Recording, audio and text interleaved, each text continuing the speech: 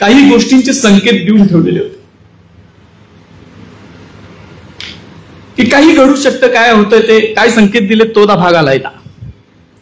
आणि त्यानंतर बरोबर 4-5 दिवसानं हा एक फोन आला. मित्रांनो, मी माझा फोन कधीच रेकॉर्डला ठेवत नाही, कारण आपल्याला तशी गरजच लागत नाही.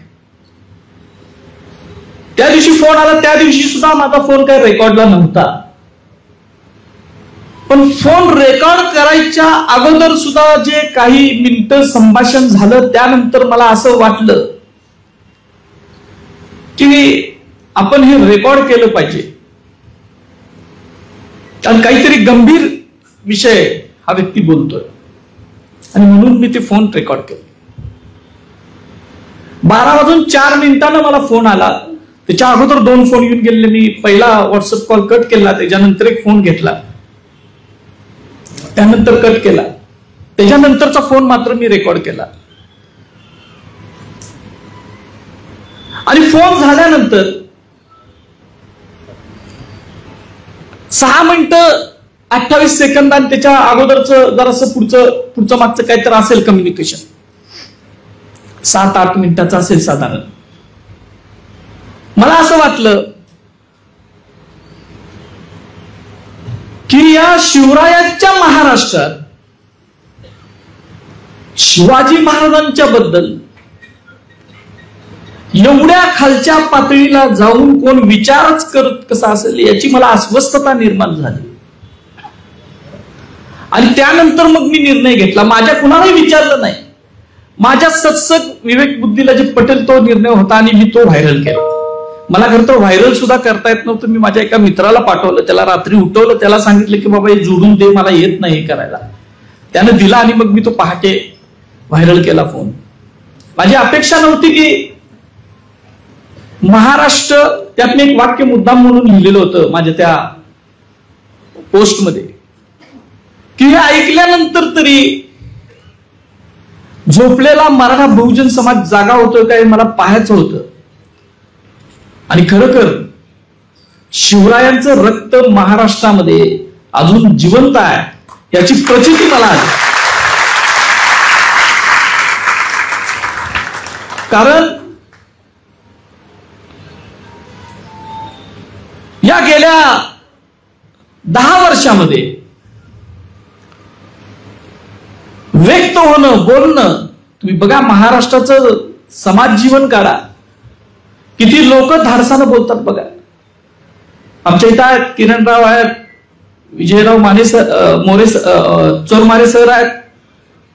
अशी हाताच्या बोटावर 10 जी बोट आहेत ना तेवढी सुद्धा लोक तुम्हाला सापडणार नाहीत की जी धाडसानं बोला लागले. सत्य मांडायची हिंमतच ठेवायची नाही, अशा पद्धतीने एक रचना करून सगळ्या भारतभर काम चालू आहे. आणि त्याच्यातूनच आपल्याला माहित आहे की पानसरे अण्णांच्या ज्या पद्धतीनं त्यांनी खून केला, मारेकरीच सापडत नाही. दाभोळकर सरांचा केला, कलबुर्गी आहे, गौरी लंकेश आहेत, अनेक आहेत. आपण महाराष्ट्रात राहतो, आपल्याशी संबंध महाराष्ट्र कर्नाटकाच्यात म्हणून समजतंय. भारतभरामध्ये काय काय झालंय याचा जरासा आपण आढावा घेतला तर अत्यंत भयान परिस्थिती यांनी करून ठेवलेली होती.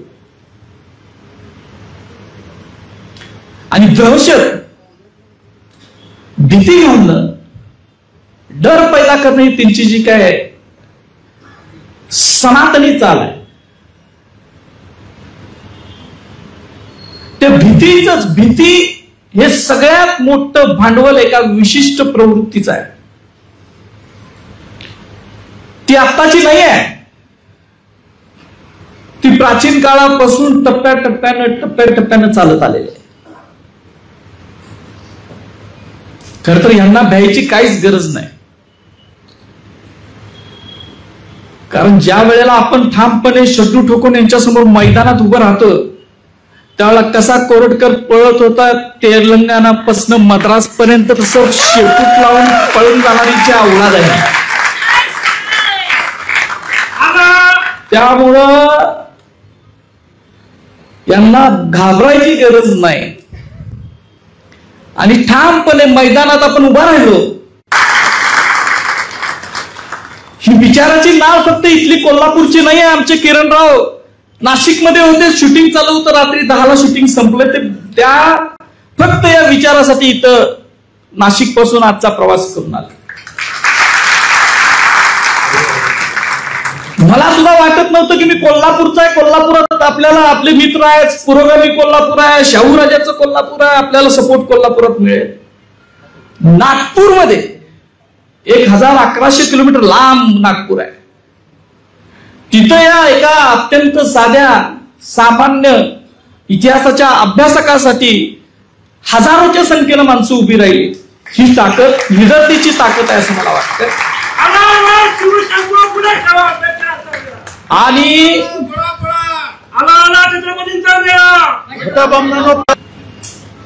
किरणराव, मी इतिहासाचा अभ्यासक आहे. ज्यांनी तलवारीच्या जोरावर अफजल खानासारखे महाशत्रू मारून फाडून काढले, त्या शिवरायांची अवस्था सुद्धा धर्ममार्तंडांनी काय केली होती, राज्याभिषेकाचा इतिहास वाचतो त्याला आपल्याला समजून येतं.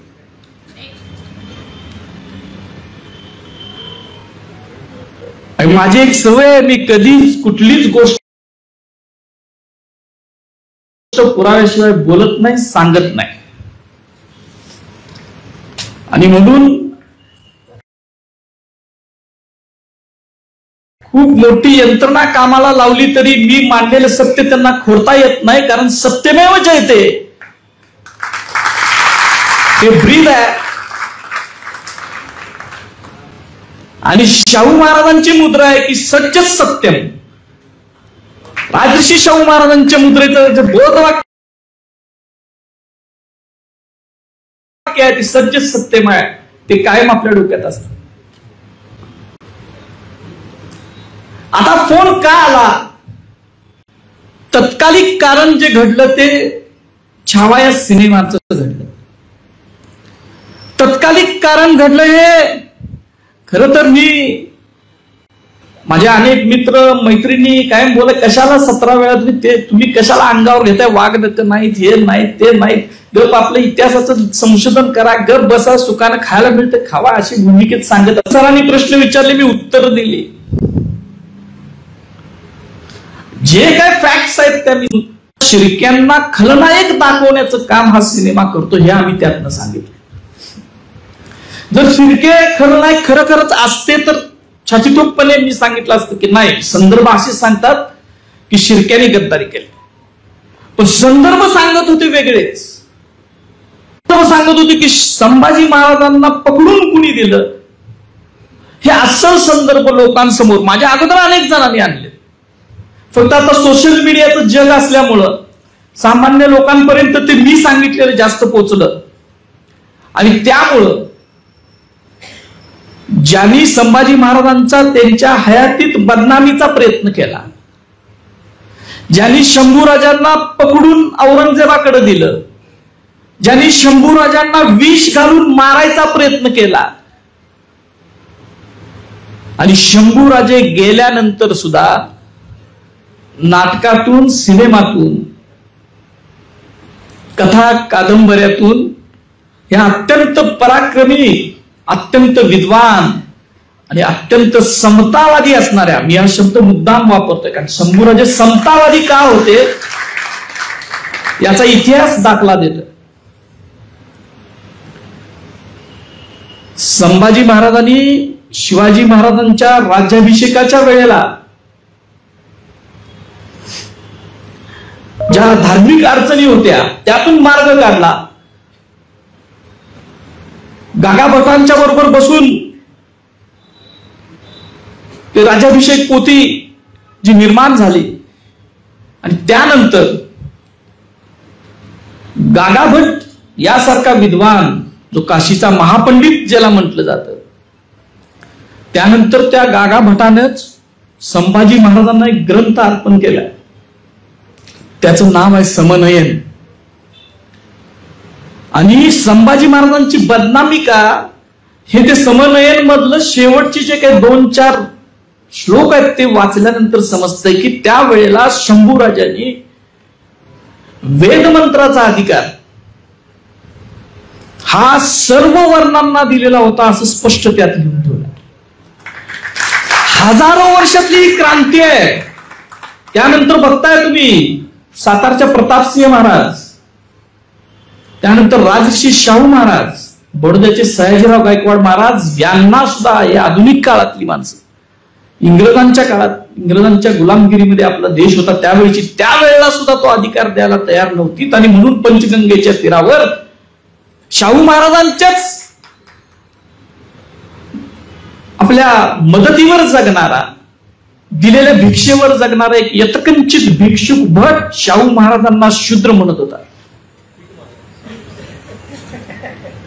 आणि संभाजी महाराज त्याच्या अगोदर 250 वर्ष 300 वर्ष सांगत होते की हा सगळा अधिकार सर्व वर्णांना आहे, फक्त क्षत्रियांना ब्राह्मणांना नाही तर सगळ्या वर्णांना. ही ती समतेची नीती संभाजी महाराजांची होती. आणि संभाजी महाराजांनी नुसती ते ग्रंथात नोंद करून ठेवलेली नाही. ज्या वेळेला संभाजी महाराजांना विष घालून मारायचा प्रयत्न झाला आणि स्वराज्य हजारो मावळांच्या रक्तातून तयार झालेले स्वराज्य, त्यागातून तयार झालेले स्वराज्य, या स्वराज्याचं सगळं तयार झालेलं स्वराज्य हे अण्णाजी दत्तो आणि त्यांची जी काही कंपू होती सगळा कटवाली मंडळी, ही सुलतान अकबराकडं, सुलतान अकबर म्हणजे औरंगजेबाचा बेटा, तो औरंगजेबासंग बंड करून संभाजी महाराजांच्या आश्रयाला आला. आणि ही मंडळी स्वराज्याच्या अष्टप्रधान मंडळामध्ये असणारी मंडळी स्वराज्य हे अकबराच्या पायावर घालायला तयार झालीत फक्त शंभूराजांच्या द्वेषासाठी. आणि मग संभाजी महाराजांनी त्यांना हत्तीच्या पायी देऊन चिरडून मारलं.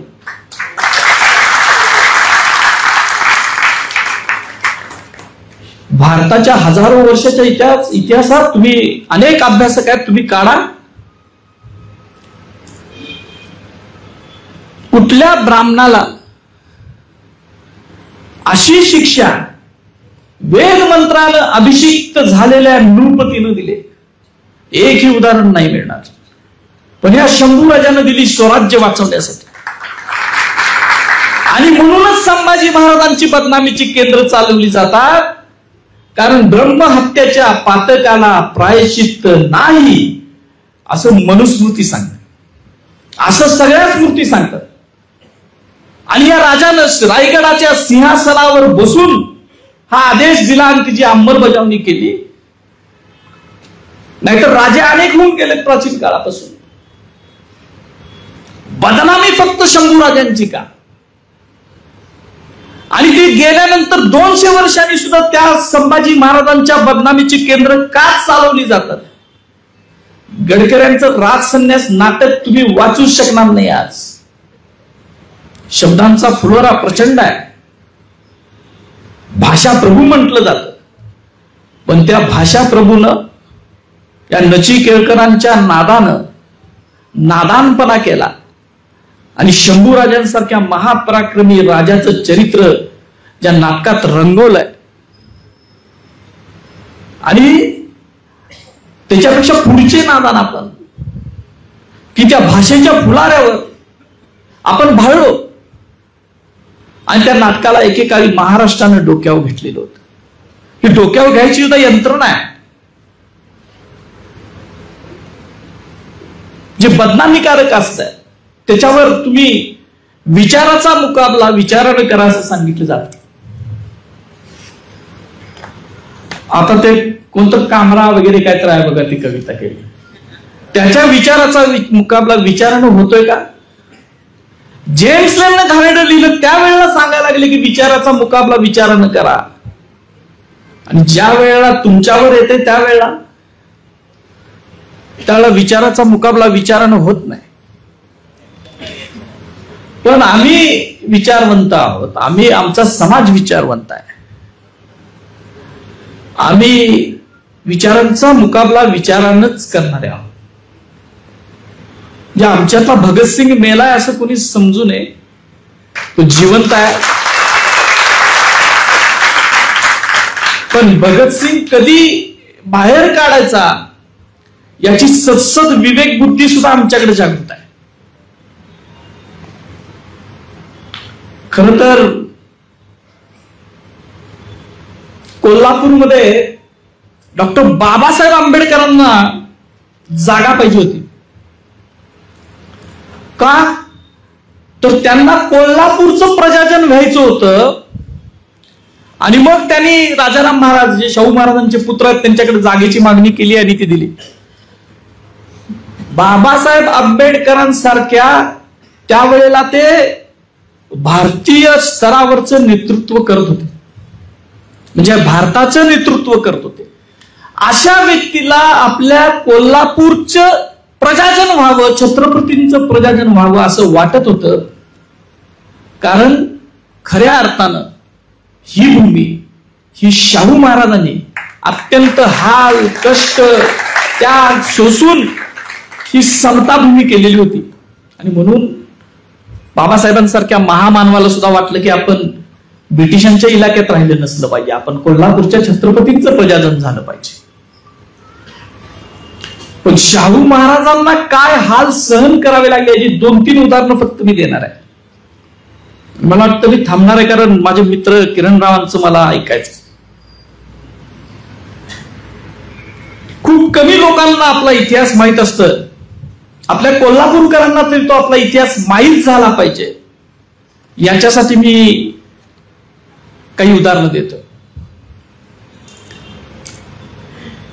आपल्याला माहित आहे की हे छावाचं तर तत्कालिक कारण झालं, पण त्याच्या अगोदर साधारण 6-7 महिन्यापूर्वी असेल, वर्ष सुद्धा झाला असेल, की मी कोल्हापुरातल्या एका कुलकर्ण्याचं बिंग बाहेर काढलेलं होतं. जास्त फेमस झालं ते त्यांच्यात झालं, आपल्यात नाही झालं. कारण मी एक फेसबुकला एक पोस्ट लिहिली, अफजल खानाचा दडवलेला पाचू म्हणून. आता हा ते अनेक व्हायरल झालं, त्याला शेकडो व्ह्यूज मिळाले, मला फोन बिल सुद्धा आले त्याच्यावर. आता ते मी का लिहिलं तर तुम्हाला कुणाला माहित आहे काय मला माहित नाही, कोण वाचणारे येतात. आमचा गौरव बिवरव आलाय तारदाळ म्हणून, त्याला माहित असेल की अफजल खानाचा एक वकील कृष्णाजी भास्कर कुलकर्णी तुम्हाला माहित आहे, तो त्याच्याबरोबर गेलेला होता. पण अफजल खानाचा दुसरा जो वकील आहे तो या कोल्हापूरचा कुलकर्णी होता. त्याचं नाव आहे नारो विश्वनाथ कुलकर्णी. आणि ही गोष्ट इतिहासाच्या कागदपत्रातून आहे. गहकरेंसारख्या एका संशोधकानं ती जी 25 फारसी परवाना छापलेली आहेत, मी फक्त ते एक पोस्ट लिहिली आणि ती लोकांसमोर आणली. आता त्याच्यात मी चुकीचं काय बोललो, त्यावेळेला सुद्धा त्यांचा तिळपापड झाला. आता तुम्ही काय घाण केलेली आहे ती सांगायची सुद्धा नाही का? आम्ही आमच्या खंडोजी खोपड्याचं सांगतो ना, त्याचे हात पाय तोडले म्हणून. पिसाळ महाराजांचं तर सांगतो आम्ही, सूर्याजी पिसाळाचं. महाराज सांगतो का नाही सांगत? महाराज स्वतः सांगतो. अहो, तुमचं नाव सुद्धा घ्यायचं नाही असं कसं होईल? आमचं काम आहे इतिहासाचे अभ्यासक म्हणून, जे आहे ते आम्ही सांगणार. आता हे या पुस्तकाचं नाव आहे 20व्या शतकातील महाराष्ट्र खंड 1. हे खंड आहेत खूप, त्याच्यातला हा पहिला भाग आहे. हे खंड लिहिलेत यदी फडके नावाच्या संशोधकाने. आता मिळत नाहीत बाजारात, कारण चांगलं लिहिलेलं सत्य लिहिलेलं बाजारात काढून टाकायचे काही लोकांची कुप्रवृत्ती आहे. त्याच्यामधलं हे एक आहे. हा ज्यावेळेला मी वाचलं तर शाहू महाराजांच्या इतिहासाचा तर आम्ही अभ्यास करतोच, चरित्र वाचतो, संदर्भ ग्रंथ वाचतो, संदर्भ साधनं वाचतो. पण हे ज्या वेळेला वाचलं त्यावेळेला असं लक्षात आलं की भारतातल्या दहशतवादाची, बॉम्बस्फोट करणाऱ्यांची जननी आपलं कोल्हापूर असू शकतं.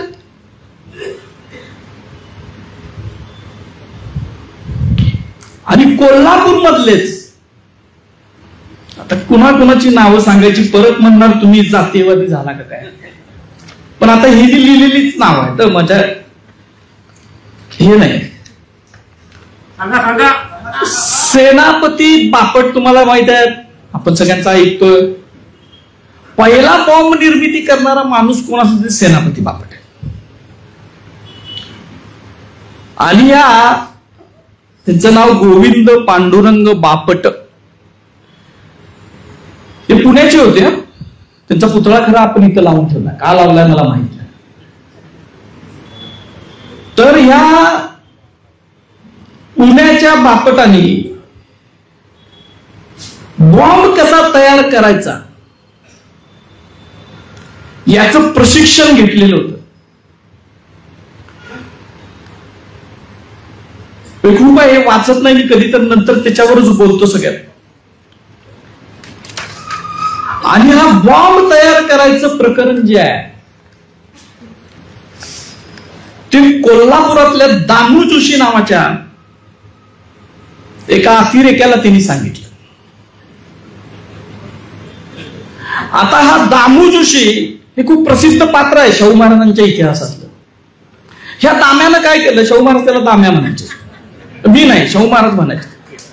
तर ह्या दाम्यानं काय केलं की ह्या बापटाकडचे बॉम्ब घेतले आणि 1908 मध्ये शाहू महाराजांच्या कन्या राधाबाई उर्फ अक्कासाहेब महाराज, ज्यांच्या नावानं राधानगरी हे गाव वसलंय, त्यांचं लग्न होतं. या जुन्या राजवाडा, आता ज्याला आपण जुना राजवाडा म्हणतो, त्या जुन्या राजवाड्याच्या प्रांगणात ते लग्न होणार होतं. तर ह्यांनी तिकडून 2 बॉम्ब फिरकीच्या तांब्यातले मागवले.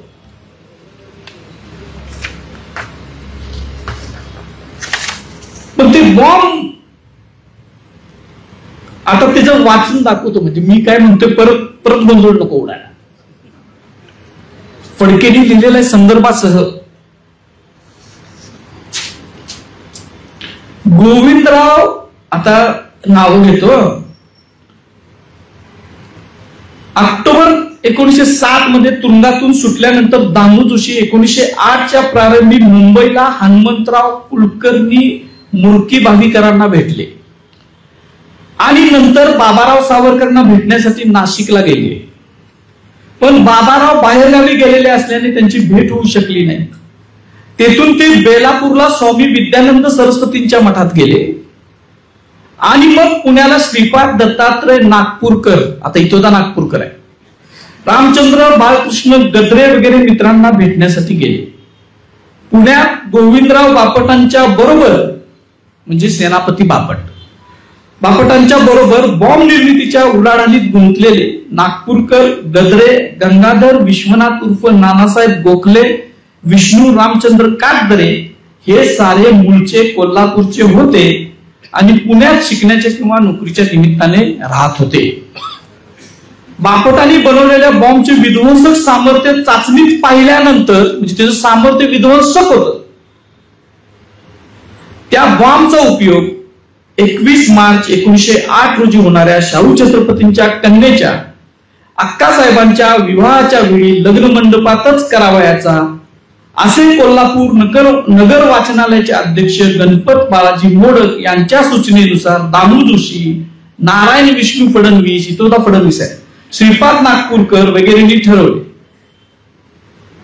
आता मग तो बॉम्ब त्यांनी ट्रंकेत दडवला आणि मग ती नानासाहेब गोखल्यांना दिली आणि फडणवीसांच्या स्वाधीन केली. पण तोपर्यंत विवाह होऊन गेला आणि शाहू महाराज सावध असल्यामुळे या बॉम्बचा स्फोट झाला नाही. 2 बॉम्ब फिरकीचे आणलेले होते, लक्षात ठेवा. कोण आहेत दहशतवादी? हर अतिरेकी इस धर्म का होता है म्हणणारे हे वाचणार आणि सांगणार आहेत का नाही? दुसरी एक गोष्ट आहे, तो बॉम्ब फुटला नाही, दाम्याला अटक केली शाहू महाराजांनी. पण परत लक्षात ठेवा, शाहू महाराजांनाच बॉम्ब उडवून द्यायचा प्रयत्न केला. आता एवढंच वाचतो, 25 जून 1908 रोजी बॉम्ब कसा तयार करावा हे समजावून सांगणारी पत्रके कोल्हापुरात लावण्यात आली. कोल्हापूरच्या रेल्वे स्टेशनवरून शहराकडे जाणाऱ्या रस्त्यावर 27 जून 1908 रोजी बॉम्बचा स्फोट झाला. तेव्हा रस्त्यावरून चाललेल्या एका टांग्याचे नुकसान झाले. शाहू छत्रपती त्या दिवशी सकाळी पुण्याहून आगगाडीने येणार होते, म्हणून त्यांच्या राजवाड्याकडे जाणाऱ्या वाटेवर बॉम्ब ठेवण्यात आला होता. पण छत्रपती नंतरच्या गाडीने आल्यामुळे त्यांच्या विरोधकांची योजना अयशस्वी झाली. 25 जुलै 1908 रोजी पुन्हा बॉम्ब बद्दलची पत्रके लावण्यात आली. दामू जोशी आणि त्यांचे सहकारी यांनी हे उद्योग चालवण्याचे पुढे उघडीस आले. हे उघडीस आलेले उद्योग आहेत, अनेक आहेत, तुम्ही वाचा. आणि हे आपल्या कोल्हापुरात होत आहे. पण हे शाहू महाराजांनी सगळं मोडीत काढलं. याच्यात अनेक गोष्टी आहेत, म्हणजे अनेक गोष्टी सांगण्यासारख्या आहेत. कोल्हापूर हे त्यांना सेफ हेवन वाटत होतं शाहू महाराज व्हायच्या अगोदर. पुण्याप्रमाणेच कोल्हापूर हा आपला बालेकिल्ला आहे असे ब्राह्मण समजतात. आणि कोल्हापूरच्या तसेच पुणे, नाशिक, बेळगावच्या ब्राह्मणांची वृत्ती लक्षात घेतली तर तिची परिणती भयानक हिंसक कृत्यामध्ये होईल अशी आपल्याला भीती वाटत असल्याचे शाहू छत्रपतींनी एजरली या गृहसचिवास 1906 सालीच कळवलेले होते. ही शाहू महाराजांच्या काळातली परिस्थिती. शाहू महाराजांनी, भास्करराव जाधवांनी, दाजी विचारांनी, डोंगऱ्यांनी, त्यावेळच्या सगळ्या सत्यशोधकांनी त्याच वेळेला पलटून टाकलेली होती. म्हणजे या दहशतवाद्यांची दहशत सहन करून त्यांनी लोकांच्या प्रबोधन केलं आणि यांची ही विध्वंस कृतीला आळा घातलेला होता. आज कोल्हापुरात काय परिस्थिती आहे? आज सुद्धा दाम्या जोशीचे वारस, या नागपूरकरचे वारस, कोल्हापूरकरचे वारस कोल्हापुरात पुन्हा सक्रिय झाले. आपण म्हणतोय कोल्हापूर ही पुरोगामी नगरी आहे, शाहू नगरी आहे, आणि आहे कारण शाहू महाराजांचा विचार हा फक्त महाराष्ट्राला नाही तर देशाला दिशा देणार आहे, याच्याबद्दल काही दुमतच नाही. आणि म्हणूनच पुन्हा एकदा आपलं कोल्हापूर हे या करांच्याकडून टार्गेट केलं जातं आणि ते पुन्हा एकदा प्रतिगामी कसं होईल याचे प्रयत्न चालले. त्याच्यातूनच मग शिवाजी महाराजांच्या विद्यापीठाचं नाव देणाऱ्या म्हणजे नाव बदला का? ज्या वेळेला शिवाजी महाराजांच्या नावानं विद्यापीठ काढायची कल्पना सुचलीच त्यांना आपण सॅल्यूट केला पाहिजे, लक्षात ठेवा.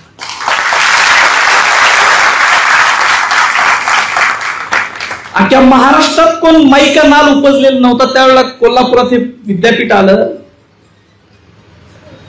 बाळासाहेब देसाई असतील, अनेक मंत्री आहेत, यशवंतराव असतील, हे काही शिवप्रेमी नव्हते.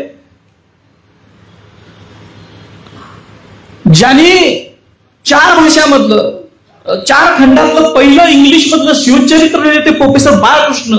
त्यांची संकल्पना होती की शिवाजी महाराजांच्या नावाने हे विद्यापीठ असावं, त्याचं नाव शिवाजी युनिव्हर्सिटी असावं असं त्यांनी स्वतः लिहिलं. ते शिवप्रेमी नव्हते. ज्यांनी महाराणी ताराबाई साहेबांचा, ज्यांनी राजश्री शाहू महाराजांचा इतिहास आपल्या समोर आणला, ते शिवाजी विद्यापीठाचे पहिले कुलगुरू, महान इतिहास संशोधक आप्पासाहेब पवार शिवप्रेमी नव्हते. सगळी माणसं शिवप्रेमी होती, म्हणूनच त्यांनी शिवाजी महाराजांच्या नावाने हे विद्यापीठ स्थापन केलं. नाव देण्यासाठी त्यावेळेला सुद्धा त्यांना वाटत होतं की पूर्ण नाव देऊया का. अनेक कात्याकूट झाले, अनेक चर्चा झाली, तो बोलायचा विषय नाही. जगातलं कुठलं विद्यापीठ दाखवा की ज्याच्या नावानं ते विद्यापीठ आहे, त्याच्या विद्यापीठाच्या समोर भला मोठा प्रचंड पुतळा उभा केलाय, या शिवप्रेमी माणसाने उभा केला. शिवाजी म्हटल्यानंतर शिवछत्रपतींचा अपमान होतोय असं आपल्याच तरुणांना सांगून त्यांची माती भडकवायचं चाललंय. त्यांना आपण सांगितलं पाहिजे की ही शिवप्रेमी माणसं होती. तुम्हाला अनेक विद्यापीठ काढायचं असेल तर केंद्रीय विद्यापीठ काढा, त्याला नाव द्या शिवकर्ते छत्रपती शिवाजी महाराज विद्यापीठ. तुमच्यात हिंमत असली तर दिल्लीला जाऊन सांगा त्या मोदी आणि शहाला. आमच्या पूर्वजांनी काढलेल्या अत्यंत शिवप्रेमी असणाऱ्या या माणसांचा अपमान करण्याचं काम सुद्धा ही मंडळी वारंवार करत असतात. बोलण्यासारखं खूप आहे, मला वाटतं जरा वेळेपेक्षा जास्तच बोललो. मला आता आपल्या सगळ्यांना फक्त एकच विनंती करायची आहे. आपल्या इथं पत्रकार आहेत, शासकीय अधिकारी आहेत, पोलीस दलामधले अधिकारी आहेत, आपण सामान्य माणसं आहोत, विद्यार्थी आहेत, महिला आहेत. आपण खूप काय मोठी क्रांती करायची गरज नाही. आपण फक्त मला एवढंच वाटतं की आपण व्यक्त झालं पाहिजे आणि त्याचा आदर्श आम्ही आमच्या किरण दादाकडनं घेतला पाहिजे. किरण दादाने आपलं सगळं करिअर पणाला लावलं आणि ते व्यक्त व्हायला लागले. आणि त्यानंतर काय झालं हे आता स्वतःच ते सांगतील, ते जास्त बोलणार नाही. परत पुन्हा एकदा आपण मला एवढं प्रेम दिलं, हा भला मोठा पेन दिलाय, मला वाटलं तलवार वगैरे काय तर देतील.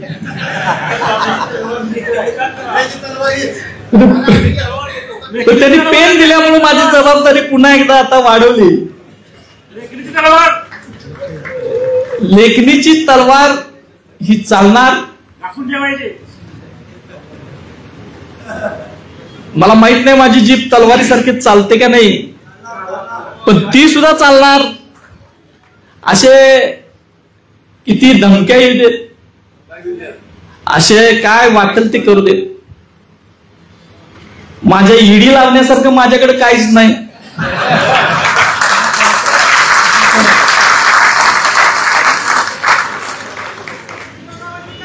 सुदैवानं आमच्या पिताश्रींच्या मुळे, माझ्या आईमुळं खाय प्यायची मला काही तदाद नाही. माझे दोन्ही भाऊ सक्षमपणे उद्योग करून आहेत, कसलाही 2 नंबरचा धंदा नाही.